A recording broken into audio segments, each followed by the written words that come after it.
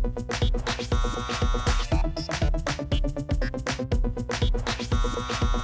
everyone, I'm going to show you the first step to making puppets for Junktin, which is dyeing socks. In this case, any old white sports sock will do.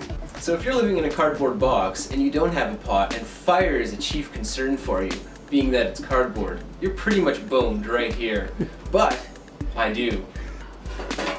Fill your pot with water. Half full, room for socks.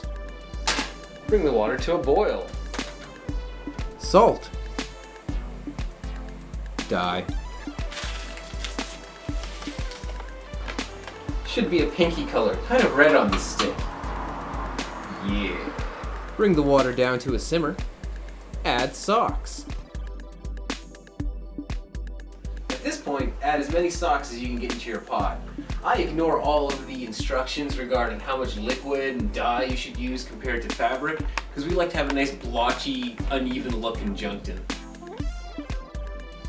Okay, now we just boil this for like an hour, not even half an hour. Do it again.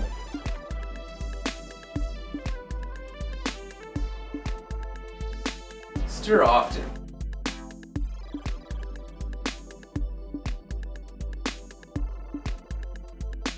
Don't forget to stir.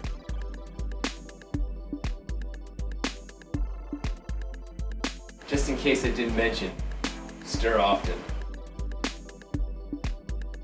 So after about half an hour, 45 minutes, you can come and check the color of your socks and see whether they're the appropriate color of the puppet. Next point is draining off the excess water and socks for drying and the second run of the dye. Oh god, you don't want to do that shit. At this point, you will be pretty lightheaded. You can see why sweatshops get children to do this. Now drain the excess water.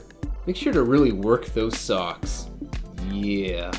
Pour the remaining water back into the pot. Now you're ready for your second batch of socks. So this time, you can see right away that our socks aren't nearly as strong of a color for their initial dye job.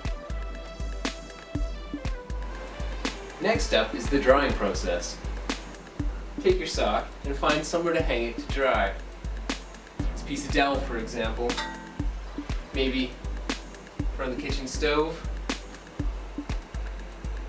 even off the refrigerator handle. I don't know, it's not working. There we go. If you go with this process, you're going to be here for quite a while. Better clear out your schedule for the next few hours.